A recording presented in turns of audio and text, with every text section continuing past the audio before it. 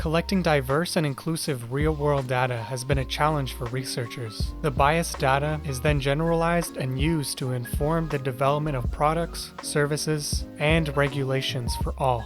In a random sample of 100 journals, a majority of 75% were unsure or unwilling to introduce sex and gender considerations as requirements.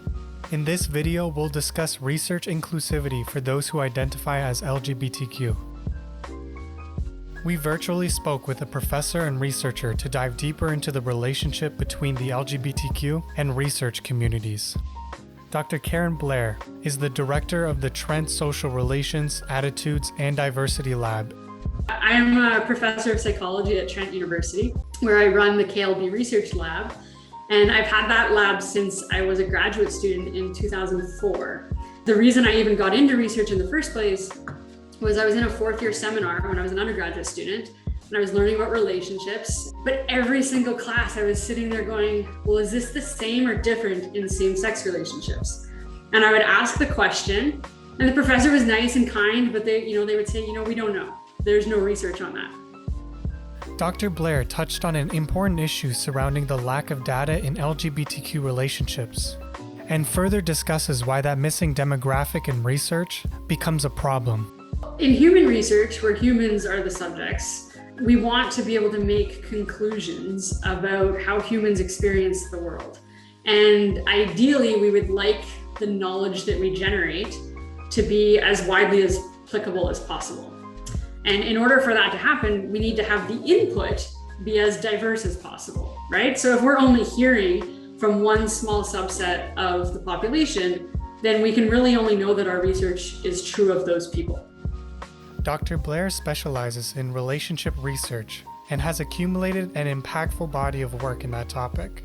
So we asked her about some of the inclusivity gaps she's noticed throughout her career. So my area is specifically, one of my main areas is relationships. And even today, that's largely a field that focuses on heterosexual married couples or heterosexual dating couples if it's younger. And so there's just the tiniest things that we don't really know about in depth. Like, we know so much about exactly how conflict plays out in a relationship over decades in a mixed sex relationship. And we simply don't have that kind of data, especially spanning decades, to tell you the same thing about LGBTQ people.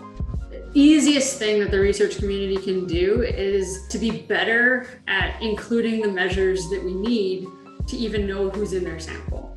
So back to relationships research, I'm actually working on a review of the relationships research field from 2002 to 2021. And in about 48% of the articles, we don't even know the sexual identity of the people in the studies. Right? And that part of that is simply because it's taken for granted that a married couple is a heterosexual couple. While it's critical to include measures needed to identify all genders and sexual orientations, Dr. Blair then further emphasizes the importance of measuring that data well.